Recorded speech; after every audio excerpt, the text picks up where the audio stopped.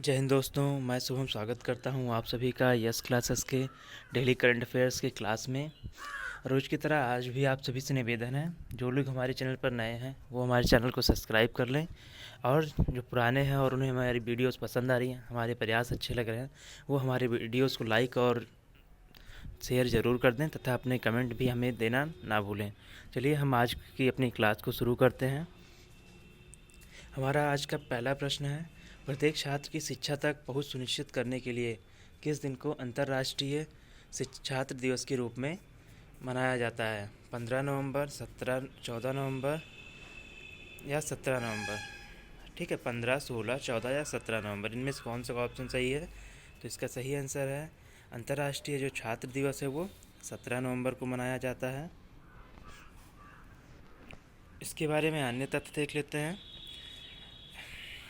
अंतर्राष्ट्रीय छात्र दिवस जो है वो चेकोस्लोवाकिया में जर्मन कब्जे के खिलाफ प्रदर्शन के बाद प्राग विद्यालय पर 1939 के नाजी हमले की वर्षगांठ की याद में मनाया जाता है, तथा भारत में 15 अक्टूबर को विश्व छात्र दिवस के रूप में मनाया जाता है, जो कि डॉक्टर APJ अब्दुल कलाम जी का जन्मदिन है।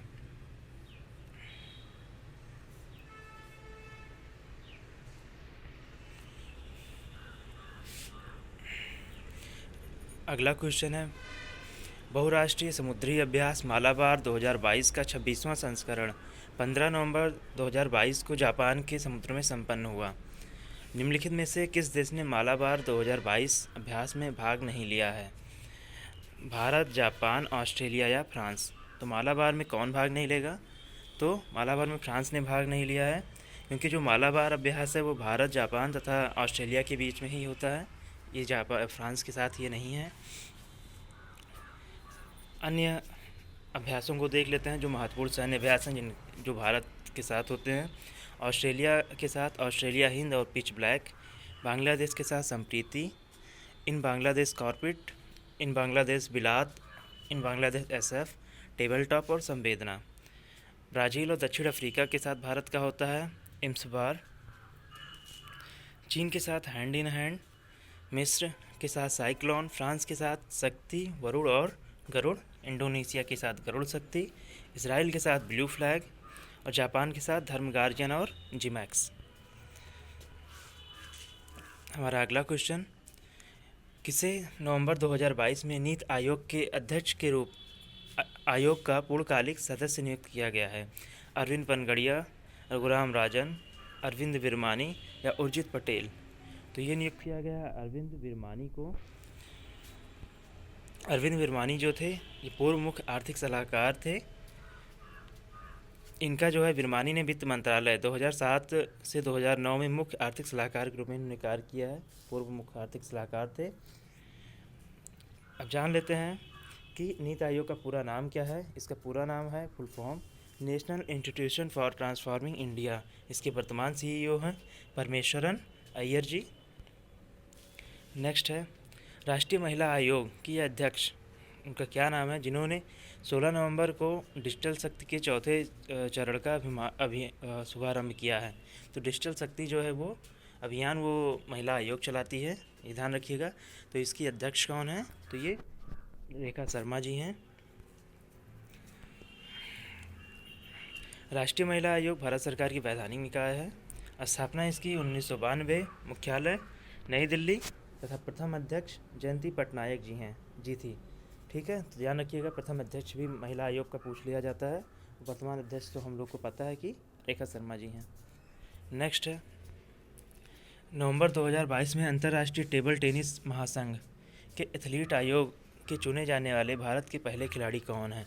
अंतर्राष्ट्रीय टेबल महासंघ के एथलीट आयोग के लिए चुने गए हैं ये, मतलब जो भी आयोग उनका एक बना है निकाय, उसका एक सदस्य।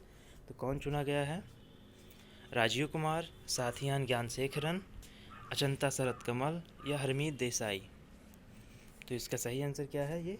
तो राजीव कुमार जी जो हैं वो ITTF के एथलीट आयोग के सदस्य चुने गए हैं। नेक्स्ट है, मिर्गी के बारे में जागरूकता पैदा करने के लिए हर साल किस दिन को राष्ट्रीय मिर्गी दिवस के रूप में मनाया जाता है? मिर्गी एक ही बीमारी के रूप में हमारे यहाँ है, जो कि अब बहुत से लोगों को में फैल चुकी है। तो बताइएगा 12 नवंबर, 13 नवंबर, 16 नवंबर या 17 नवंबर? तो ये भी विश्व छात्र दिवस के दिन ही 17 नवंबर को ही मनाया जाता है। दोनों दिन याद रखिएगा, दोनों इम्पोर्टेंट हैं।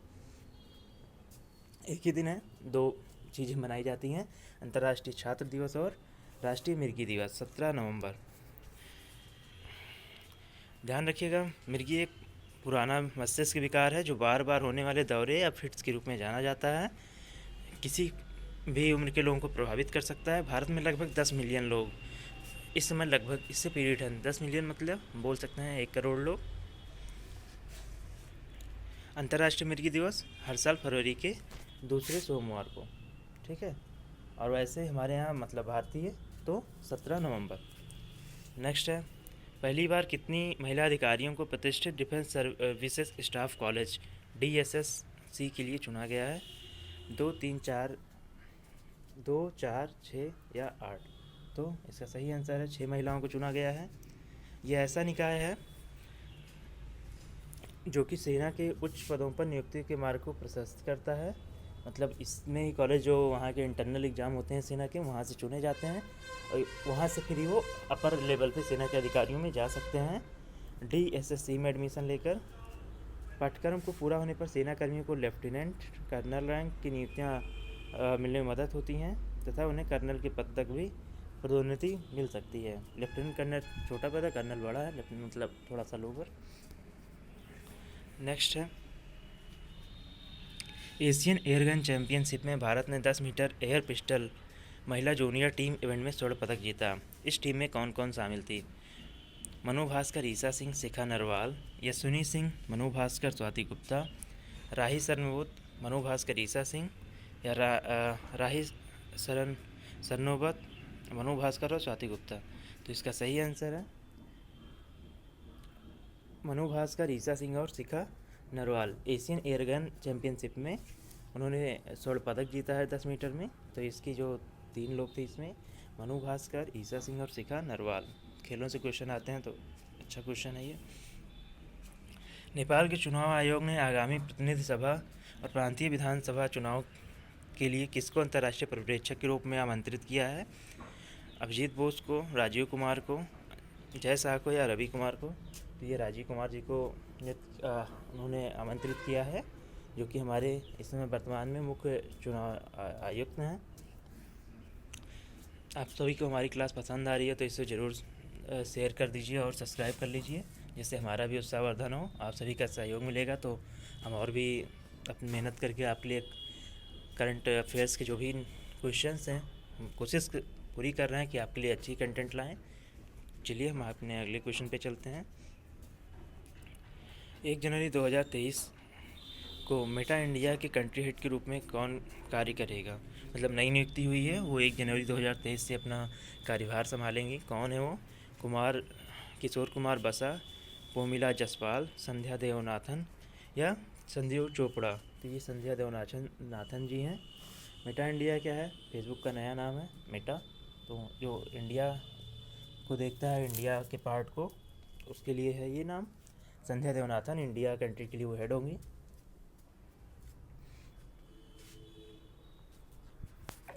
अगला क्वेश्चन है, 2024 ओलंपिक और पैरालंपिक के शुभंकर के रूप में फ्रीजियन कैप का अनावरण किया गया है।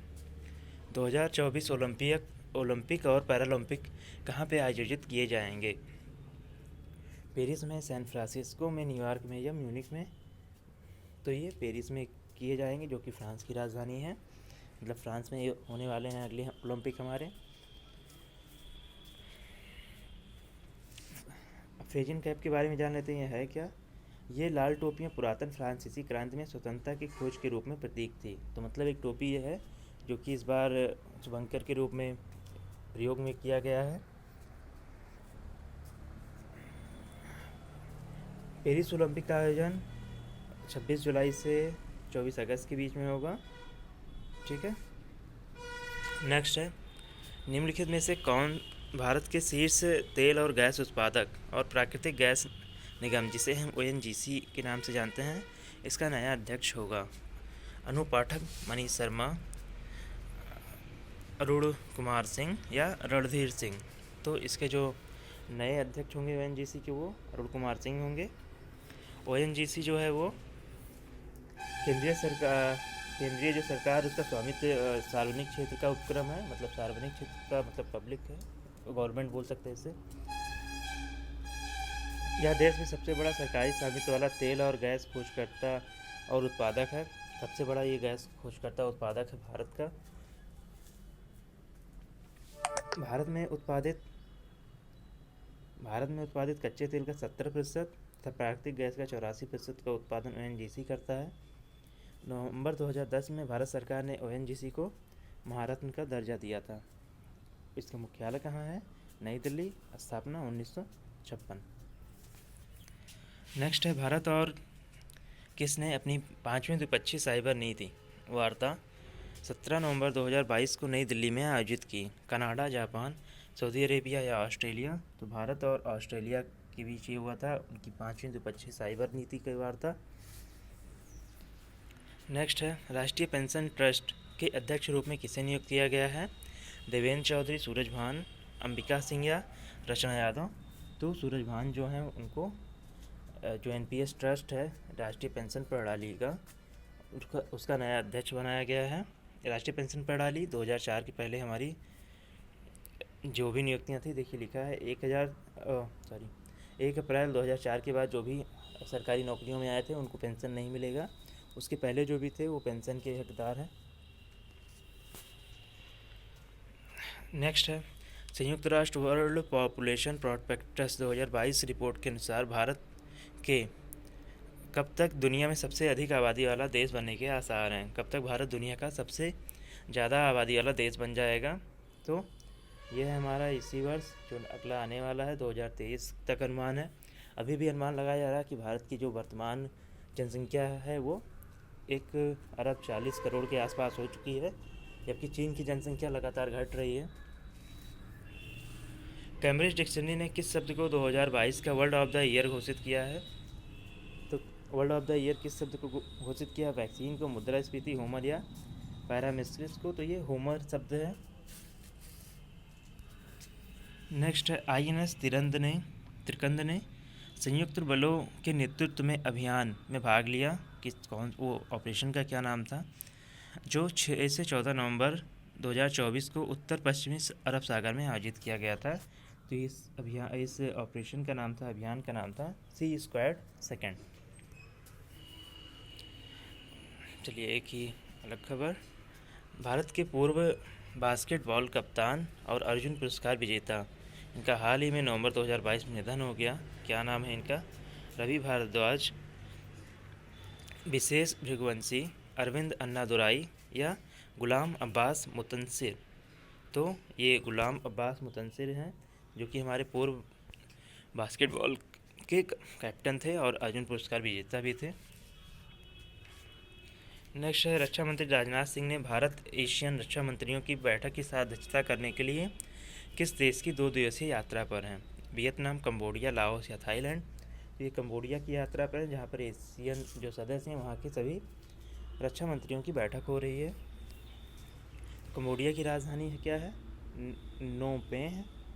मुद्रा है कंबोडियन रियल। राष्ट्रीय खेल फुटबॉल और समवर्ती देश इनके हैं ये लाओस, वियतनाम और थाईलैंड के बगल में है।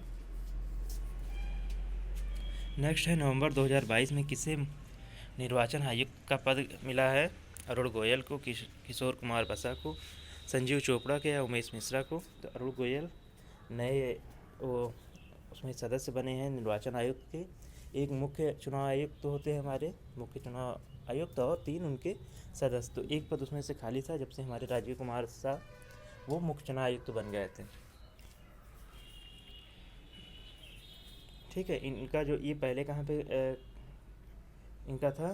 तो ये केंद्रीय भारी उद्योग मंत्रालय में अभी तक सचिव थे, वहाँ से इन्होंने इस्तीफा दिया है और इस कार्यभार को संभाला है। नेक्स्ट है, किस देश ने 21 नवंबर 2022 को फ्रांस से आर्टिफिशियल इंटेलिजेंस संबंधी वैश्विक भागीदारी का पद ग्रहण किया है? तो किस देश से इन्होंने ये पद ग्रहण किया है? अब तक फ्रांस के पास ये था। आर्टिफिशियल इंटेलिजेंस संबंधी जो वैश्विक भागीदारी था उसका अध्यक्ष अब तक फ्रांस है। अब किसको मिला है? तो ये भारत को बनाया गया है। नेक्स्ट है, फीफा विश्व कप 2022 का उद्घाटन समारोह किस देश में आयोजित किया गया? ठीक है, फीफा कहाँ पर हो रहा है? तो कतर में हो रहा है। फीफा का पूर्ण नाम क्या है? Federation international the football, federation international the football association. इसकी स्थापना कब हुई थी? 1904, 1908, 1912 या 16। फीफा की स्थापना 1904 में हुई थी। 2010 का विजेता स्पेन, 2014 के विजेता जर्मनी और 2018 में फ्रांस ने जीता था। तो आपने इसमें डिफरेंस देख लीजिए, हर 4 साल पे ये आयोजित किए जाते हैं। ठीक है, इस बार 2022 है, 18/4/22। आपको हमारी ये क्लास कैसी लगी ज़रूर बताइएगा। और चलिए हम अपने कुछ अन्य क्वेश्चन जो प्रीवियस थे उनको भी देख लेते हैं।